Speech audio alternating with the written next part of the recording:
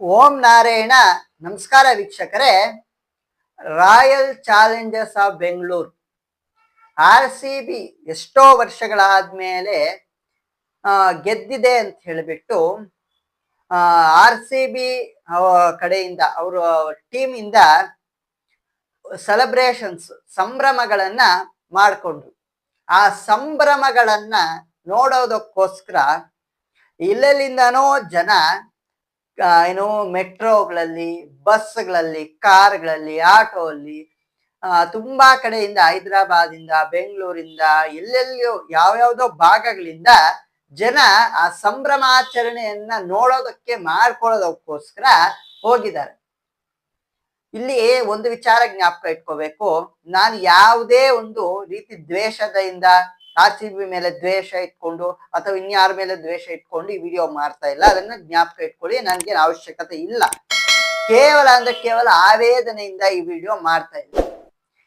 ಆ ಸಂಭ್ರಮಾಚರಣೆಯಲ್ಲಿ ಆ ಕಾಲ್ ತುಳಿತದಲ್ಲಿ ತುಳಿದಾಡಿಕೊಂಡು 11 ಜನ ಪ್ರಾಣ ಬಿಟ್ಟಿದ್ದಾರೆ. 11 ಜನ ಪ್ರಾಣ ಬಿಟ್ಟಿದ್ದಾರೆ. 50 ಜನರ ಪ್ರಾಣ ಸಂಕಟದಲ್ಲಿದೆ. ಹಾಸ್ಪಿಟ್ಲಲ್ಲಿದ್ದಾರೆ, ಗಾಯಗಳಾಗಿ ಹಾಸ್ಪಿಟ್ಲಲ್ಲಿದ್ದಾರೆ. ಅದರಲ್ಲಿ ಎಷ್ಟು ಜನ ಪ್ರಾಣ ಬಿಡ್ತಾರೋ, ತುಂಬಾ ತೀವ್ರ ಗಾಯಗಳಾಗಿರ್ತಕ್ಕಂಥವ್ರು 50 ಜನದಲ್ಲಿ ಇದ್ದಾರೆ.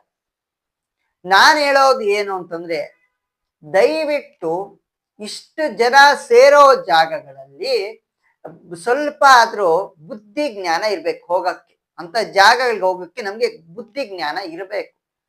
ಸರಿ, ಕ್ರಿಕೆಟ್ ಸಂಭ್ರಮಾಚರಣೆ ಮಾಡ್ಕೊಳ್ಳೋದು ಒಳ್ಳೇದೇ, ಮಾಡ್ಕೊಳ್ಳಿ, ಯಾರು ಮಾಡ್ಕೊಳ್ಬೇಡಿ ಅಂತ ಯಾರು ಹೇಳಲ್ಲ.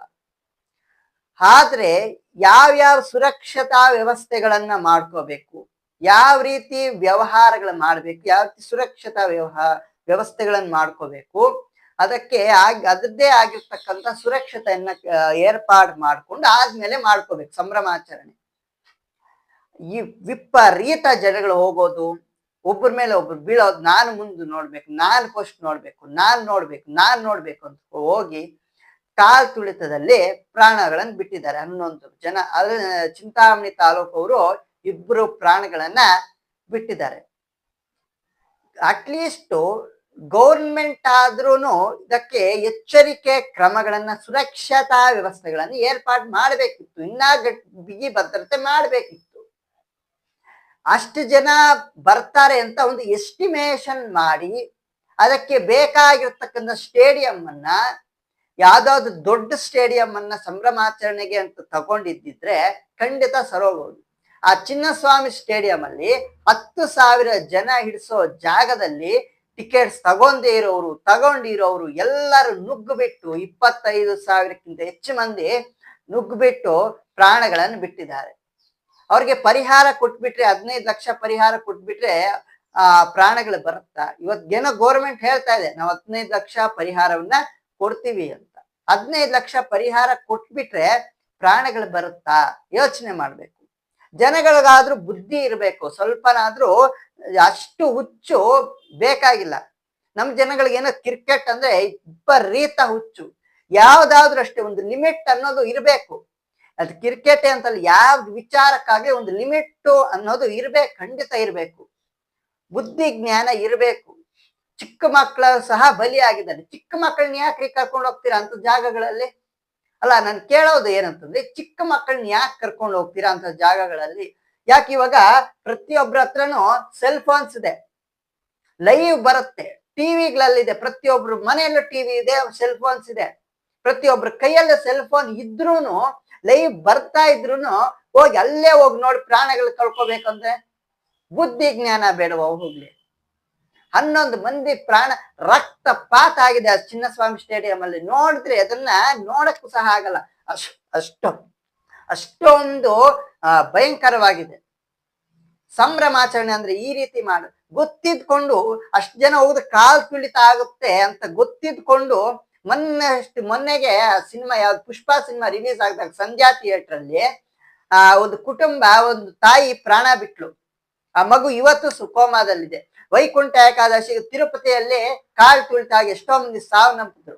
ಮಹಾಕುಂಭ ಮೇಳದಲ್ಲಿ ಎಷ್ಟೋ ಜನ ಕಾಲ್ ತುಳಿತ ಆಗಿ ಪ್ರಾಣ ಬಿಟ್ರು. ಅಷ್ಟೆಲ್ಲ ಉದಾಹರಣೆಗಳು ಇದ್ಕೊಂಡು ಈ ರೀತಿ ಮಾಡ್ತೀರಾ ಅಂತಂದ್ರೆ ಬುದ್ಧಿ ಜ್ಞಾನ ಇದೆಯಾ ಇಲ್ವಾ?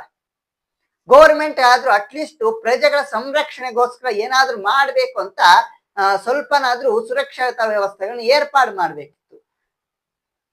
ದಯವಿಟ್ಟು ಜಾಸ್ತಿ ರದ್ದಿ ಆಗೋ ಜಾಗಗಳಿಗೆ ಹೋಗೋದನ್ನ ಕಡಿಮೆ ಮಾಡ್ಕೋಬೇಕು, ಆದಷ್ಟು ಕಡಿಮೆ ಮಾಡ್ಕೋಬೇಕು. ಇಲ್ಲ ಗೌರ್ಮೆಂಟ್ ಆದ್ರೂನು ಸ್ವಲ್ಪ ಸುರಕ್ಷತಾ ವ್ಯವಸ್ಥೆಗಳನ್ನ ಬಿಗಿ ಭದ್ರತೆಯಾಗಿ ಮಾಡ್ಬೇಕು. 11 ಜನ ಪ್ರಾಣ ಬಿಟ್ಟಿದ್ದಾರೆ ಅಂತಂದ್ರೆ ಅದು ಮಾತುಗಳಲ್ಲಿ ಹೇಳಕ್ಕಾಗಲ್ಲ, ಅವ್ರ ಕುಟುಂಬಗಳು ಎಷ್ಟು ಅಳ್ತಾ ಇರುತ್ತೆ. ದಯವಿಟ್ಟು ಅರ್ಥ ಮಾಡ್ಕೊಳ್ಳಿ. ಕ್ರಿಕೆಟ್ ಹುಚ್ಚು ಯಾವ್ದಾದ್ರೂ ಲಿಮಿಟ್ ಇರ್ಬೇಕು, ಅರ್ಥ ಆಯ್ತಾ? ಅವ್ರೇನ್ ದೇವ್ರಲ್ಲ, ಮಹಾತ್ಮರಲ್ಲ, ಹೋಗಿ ಎಲ್ಲರೂ ಹೋಗಿ ದರ್ಶನ ಮಾಡ್ಕೊಂಡು ಬಂದ್ಬಿಡೋಣ ಅನ್ನಕ್ಕೆ. ಸರಿ, ಅವರು ಏನೋ ದೇಶಕ್ಕೆ ಕೀರ್ತಿ ತರೋ ಕೆಲ್ಸನೇ ಮಾಡಿದ್ದಾರೆ, ರಾಜ್ಯಕ್ಕೆ ಕೀರ್ತಿ ತರೋ ಕೆಲ್ಸನೇ ಮಾಡಿದ್ದಾರೆ. ಸರಿ, ಒಪ್ಕೊಳ್ಳೋಣ, ಎಲ್ಲರೂ ಒಪ್ಕೊಳ್ಳೋಣ. ಅದೇ ಪ್ರಾಣ ಹೋಗಿದ್ಯೆ, ಏನ್ ಹೇಳೋಣ ಅದಕ್ಕೆ? ಅವ್ರ ದೇವ್ರು ಆಗ್ಲಿ, ಮಹಾತ್ಮ ಹೋಗಿ ಎಲ್ಲರೂ ಹೋಗಿ ದರ್ಶನ ಮಾಡ್ಕೊಂಡು ಬಂದ್ಬಿಡೋಣ ಅನ್ನಕ್ಕೆ. ಅವ್ರು ಕಷ್ಟ ಪಟ್ಟಿದ್ದಾರೆ, ಆಡಿದ್ದಾರೆ, ಗೆದ್ದಿದ್ದಾರೆ.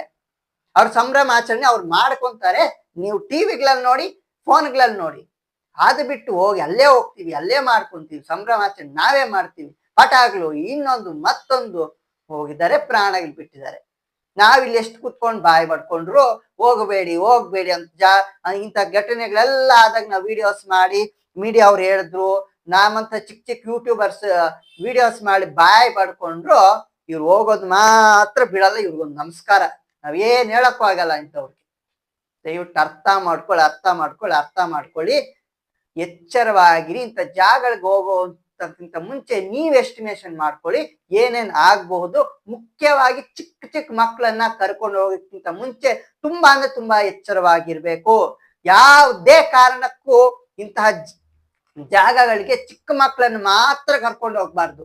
ಅಟ್ಲೀಸ್ಟ್ ದೊಡ್ಡವರಾದ್ರೂ ತಡ್ಕೊಂತಾರೆ. ಚಿಕ್ಕ ಮಕ್ಕಳು ಅಷ್ಟೊಂದು ರದ್ದಿಯಲ್ಲಿ ಜನಗಳಲ್ಲಿ ಉಸಿರುಗಟ್ಟಿ ಅವರು ಪ್ರಾಣಗಳು ಬಿಟ್ಟು ಯಾರ್ದು ಜವಾಬ್ದಾರಿ? ಇವಾಗ ಗೌರ್ಮೆಂಟ್ ಬಂದ್ ಪ್ರಾಣಗಳನ್ನ ಹಿಂತಿರುಗಿಸುತ್ತಾ? ಓ ಅಂತ ವಿಪರೀತವಾಗಿ ಪ್ರಚಾರಗಳು ಮಾಡ್ಬಿಟ್ರೆ, ವಿಪರೀತವಾಗಿ ಎಲ್ಲ ಇದ್ರಲ್ಲೂ ಪ್ರಚಾರಗಳು ಮಾಡ್ಬಿಟ್ರಿ. RCB ಗೆತ್ತು, RCB ಗೆತ್ತು. ಇವಾಗ ಹೋಗಿ ನೋಡಿ, ಆ ರೀತಿ ಆಯ್ತು. ಚಿಂತಾಮಣಿ ಅವ್ರಿಗೆ 2 ಬಲಿ ಆಗಿದ್ದಾರೆ. ಏನ್ ಹೇಳೋದು? ಇದೇನಾದ್ರೂ ಹೋಗ್ಲಿ, ಸೈನ್ಯಕ್ಕೆ ಹೋಗಿ ವೀರ ಮರಣ ಹೊಂದಿರೋದ ಹೋಗ್ಲಿ, ಇಲ್ಲ ದೇವರ ದರ್ಶನಕ್ಕೆ ಹೋಗಿ ಮರಣ ಹೊಂದಿರೋದ ಹೋಗ್ಲಿ, ಹೇಳಕ್ಕೆ ದೊಡ್ಡದಾಗಿ ಹೇಳ್ಕೊಳಕ್ಕೆ ಏನು ಇಲ್ಲ. ಏನೋ ಗೆದ್ದಿದ್ದಾರೆ, ಹೋಗಿ ಸಂಭ್ರಮಾಚರಣೆಗೆ ಹೋಗಿದ್ದಾರೆ, ಸಾವನ್ನಪ್ಪಿದ್ದಾರೆ, ಕುಟುಂಬಗಳು ರೋಡ್ಗೆ ಬಿದ್ದಿದೆ. ಏನ್ ಹೇಳೋದು? ಅರ್ಥ ಮಾಡ್ಕೊಳ್ಳಿ. ಮತ್ತೆ ಹೇಳ್ತೇನೆ, ಎಚ್ಚರವಾಗಿರೋದನ್ನ ಕಲೀರಿ. ಜಾಗಗಳಿಗೆ ಹೋಗೋದನ್ನ ಕಡಿಮೆ ಮಾಡ್ಕೊಳ್ಳಿ ಅಂತ ಹೇಳ್ತಾ, ದಯವಿಟ್ಟು ಯಾವುದೇ ವೈಯಕ್ತಿಕ ದ್ವೇಷಗಳು ಅಥವಾ ಇನ್ಯಾವುದೋ RCB ಮೇಲೆ ದ್ವೇಷ, ನಾನೇನ್ ಮಾಡ್ಕೊಳ್ಳಿ RCB ಮೇಲೆ ದ್ವೇಷ ಇಟ್ಕೊಂಡು? ನನ್ಗೆ ಫಸ್ಟ್ ಆಫ್ ಆಲ್ ಆ ಕ್ರಿಕೆಟ್ ನಾನು ನೋಡೋದಿಲ್ಲ, ನನ್ಗೆ ಬೇಕಾಗೂ ಇಲ್ಲ. ನಾನು ಏನೋ ಜನಗಳ ಪ್ರಾಣಗಳು ಹೋಗಿದೆ ಅಂತ ಹೇಳಿ ಆವೇದನೆಯಿಂದ ಈ ವಿಡಿಯೋ ಮಾಡ್ತಾ ಇದೀನಿ ಹೊರತು ನನಗೆ ಆ ಮ್ಯಾಚ್ಗಳ ಬಗ್ಗೆ ಆಗಿರ್ಲಿ, IPL ಬಗ್ಗೆ ಆಗಿರ್ಲಿ ನನ್ಗೆ ಬೇಕಾಗಿಲ್ಲ. ಅರ್ಥ ಮಾಡ್ಕೊಳ್ಳಿ. ದಯವಿಟ್ಟು ಎಚ್ಚರವಾಗಿರಿ ಅಂತ ಹೇಳ್ತಾ, ಒಳ್ಳೇದಾಗ್ಲಿ. ಸರ್ವೇ ಜನಾಃ ಸುಖಿನೋ ಭವಂತು.